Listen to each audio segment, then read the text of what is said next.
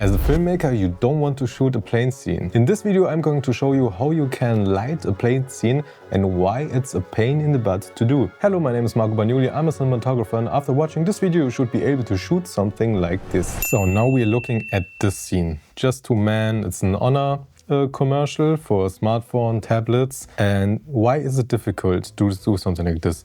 I shot two things on a plane in my life, and you only have these small windows and no space. This is the permission for most of the medium higher budget plane scenarios you have.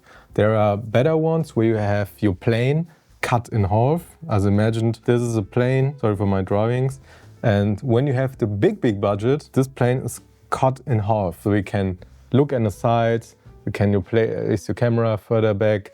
You have things to put on the sides, but most of the time, if you have the opportunity to shoot with a plane, it's a full-on plane or the passenger area. So how do you light something like this? Next problem is the ceiling height, very small. You have the package area, so it's not easy to light from above. Next problem.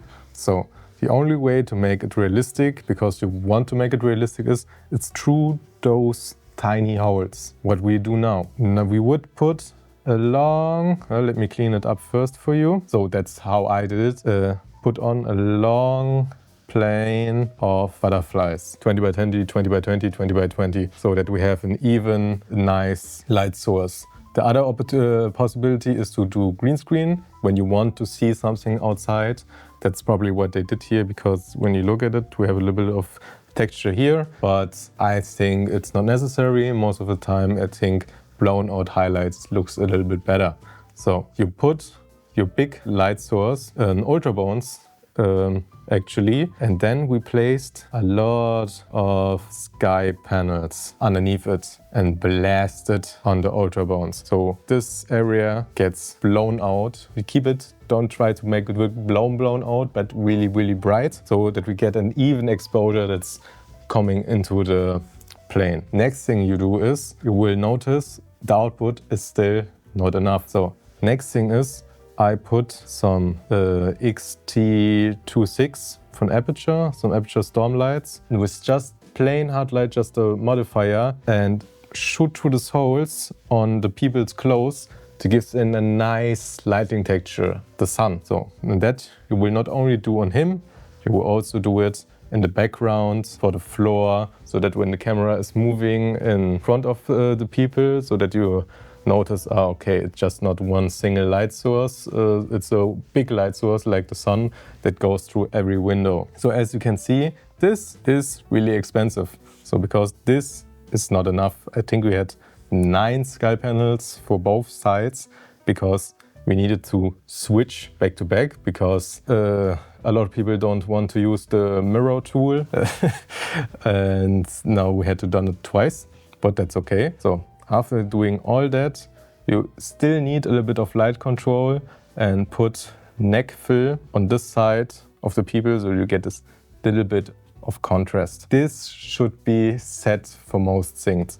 Now the only thing you do is that you put, let me clean everything up, because you understood the principles how to light this. So when there's still not enough key, we put an F22X on a boom arm with the grid to just give him a little bit more wrap.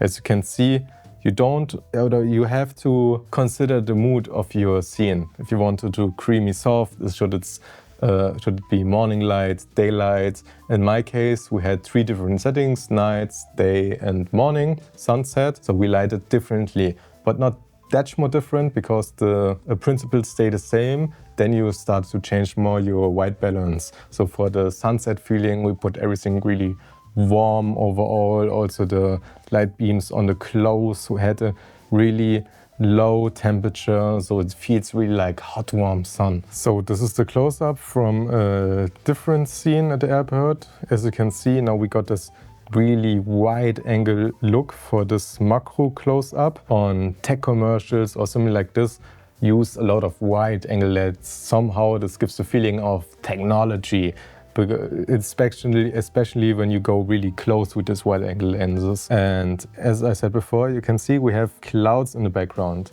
So what they've done is they put also a green screen down there, or someone had a nice job to rotoscope everything out, but I think on a window like this it's not that difficult. Here they're also gone for the really hard lights that probably comes from here, so that we get these long shadows and the shot overall looks more interesting.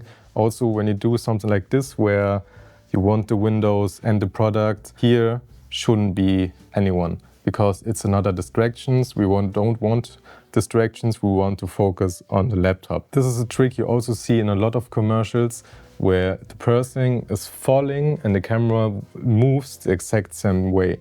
So how to do that? It's actually not that difficult, but also really difficult at the same time. It depends how you do it.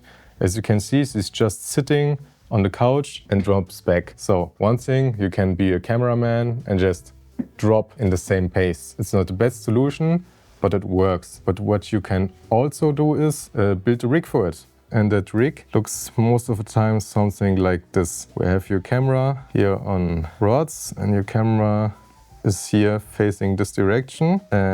This is on rolling X, and then you can just let someone standing here and you can make a drop and someone catches it, or you have metrics on here, but it's just the systems of rods and angles. Your grip department will take care of it, and then you have a more easy way to repeat it because the angle is always the same.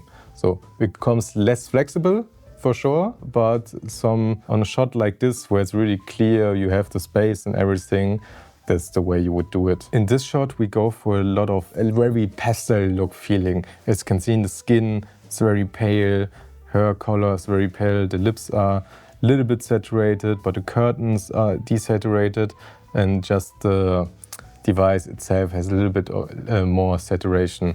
This monochromatic look or less saturated look is the look that is a lot of use in commercials nowadays. Somehow people hate colors, so we go for this flatter, more neutral look. But it's also something people like. So a lot of girls who like the feeling of, I want a colorful device, but it doesn't have to be that colorful. So we go for this pastelic looks, and this scene just underlines this vibe they hope the customer wants to feel. So that's the reason the lighting, as you can see, is really soft. How we get such a soft light. This, like I said always before, curtains are your best friends. Putting your actor on a window always creates really beautiful light. So is this a real window? Probably not. This is a set. So here is just a curtain behind a big butterfly. And then also we have with the ultra bounce and a butterfly with a full or a half silk. And we put a light in between then, shoot it at the ultra bounce, and this bounce diffuse light is hitting our actor. This is a book light, a technique that you use very often when you have the space, and it creates a really creamy, so natural, so it looks really natural. It's most of the time the most soft thing you can do. And when you look at her eyes, maybe it doesn't look like it, you can add a bounce board in front of her from the side to give her a little bit more fill when the wrap is not good enough. But I think it looks beautiful. So if you enjoyed the video, I really would appreciate a subscription from you. My name is Marco Bagnoli.